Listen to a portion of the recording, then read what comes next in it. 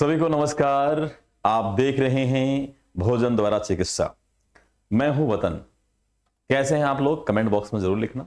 उम्मीद करता हूं आप बेहतर होंगे, बेहतर की कामना करता हूं और आपके स्वास्थ्य से ही संबंधित चीजें आज की इस एपिसोड में मैं लेके आया हूं। तो प्लीज हमारे साथ लगातार बने रहें, वीडियो के अंत तक देखें और समझें, साथ साथ लाभान्वित हों।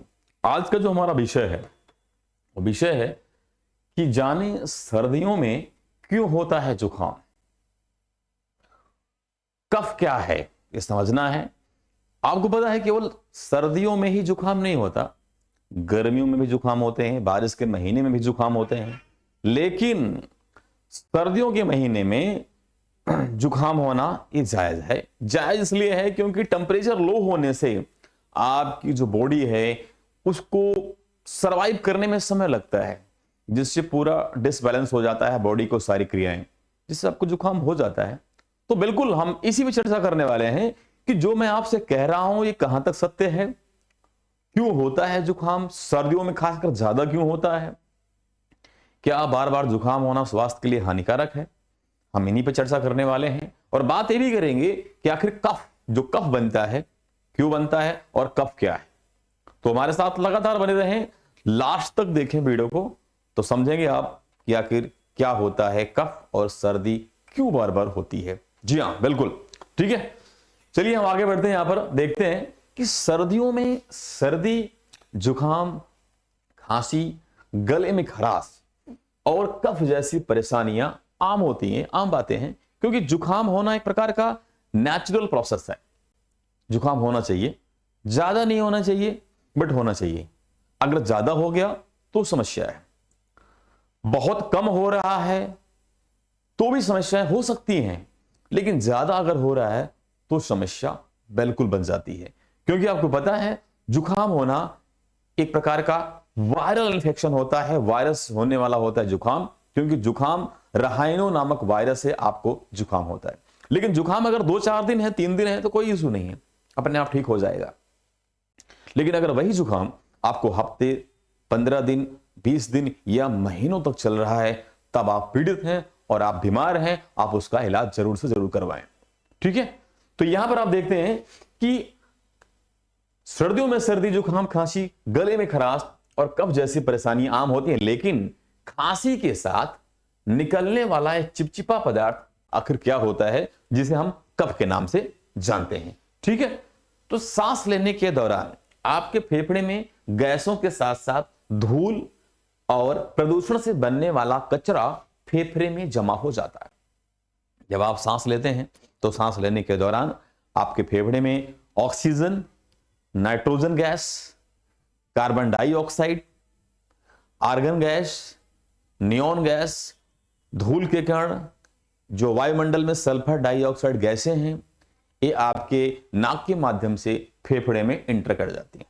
क्योंकि जीने के लिए चाहिए ऑक्सीजन, तो आपको सांस लेना पड़ेगा। तो सांस लेंगे तो सांस लेने के दौरान सबसे ज्यादा आपके फेफड़े में ऑक्सीजन के साथ साथ नाइट्रोजन, क्योंकि वायुमंडल में सबसे ज्यादा नाइट्रोजन गैस पाई जाती है 78.3%, ऑक्सीजन 21%। तो सबसे ज्यादा नाइट्रोजन गैस जाएगी, साथ साथ में उसके बाद ऑक्सीजन जाएगा, उसके साथ और भी जो गैसें हैं वायुमंडल में, वो सारी गैसें आपके फेफड़े में जाती हैं।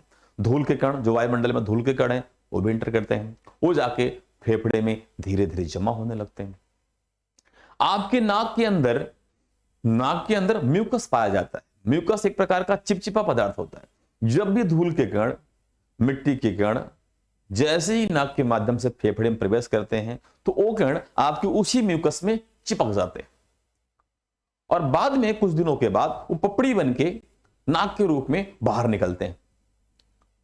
तो वह एक प्रकार का समझो कि विषैला चीज है जो म्यूकस में जाकर चिपक जा रहा है, क्योंकि म्यूकस भी जरूरी है। अगर म्यूकस नहीं रहेगा तो धूल के कण, डस्ट पार्टिकल्स, विषैली गैस के पार्टिकल्स चिपकेंगे नहीं, वो सीधा फेफड़े में जाएंगे।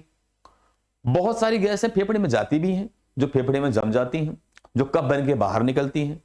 ठीक है। अब आप देखते हैं कि आखिर कफ जो है वो किस किस मटेरियल से मिलकर बना होता है। ठीक है।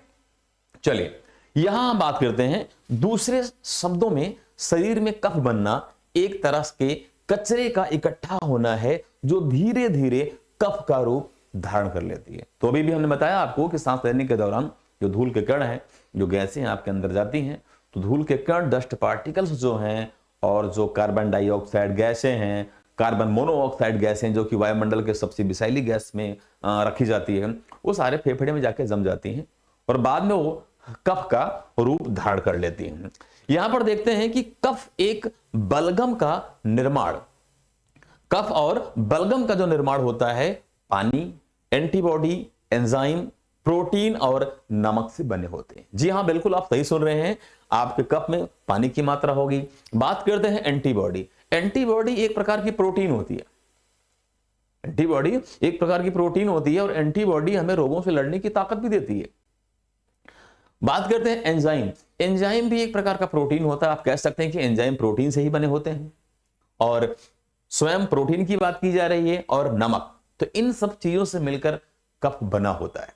ठीक है, और यहां पर हम देखते हैं फेफड़े में जमा हुआ यही कचरा सर्दी लगने के कारण बनता है। शरीर में अगर पानी की कमी हो, क्योंकि ठंड के समय में आप पानी कम पीते हो, शरीर में पानी की कमी हो जाती है, तो पानी की कमी हो तो यह कचरा फेफड़े में ही पड़े पड़े सड़ जाता है।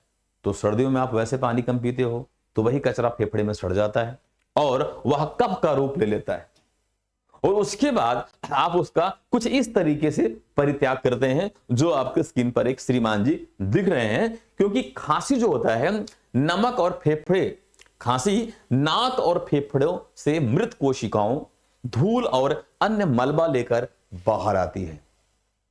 ठीक है, अब यहां पर आप देखते हैं कि आज का जो समय चल रहा है, समय क्या 3-4 सालों से आप देख रहे हैं कि कोविड का दौर चल रहा है, और इसमें तो कोविड के जो सिम्टम्स बताए जाते हैं वो सारे सिम्टम्स आप देखते हैं, किसी को बंदे को कोल्ड हो जाए, गले में खराश हो जाए, ठीक है, फीवर हो, शरीर में दर्द हो, तो कोविड के सिम्टम्स होते हैं। तो जरूरी नहीं है कि हर सर्दी जुकाम कोविड का ही एक स्वरूप हो।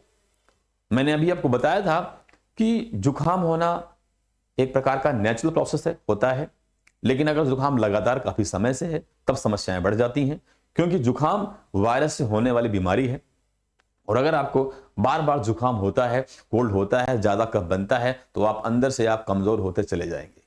तो अगर ऐसी आपको शिकायत हो कि आप काफी समय से आपको कोल्ड होता हो, बार बार होता है, आपकी इम्यूनिटी कमजोर है, तो आप डॉक्टर से जरूर सलाह लें। ठीक है, तो ये रहा जानकारी। ऐसी ही रोचक जानकारी के लिए हमारे चैनल को आज ही सब्सक्राइब करें। वीडियो कैसी लगी कमेंट करके जरूर बताइएगा। अगली वीडियो में लेके आएंगे कुछ खास आपके लिए। तो आज के लिए इतना ही। सभी को नमस्कार, जय माता दी।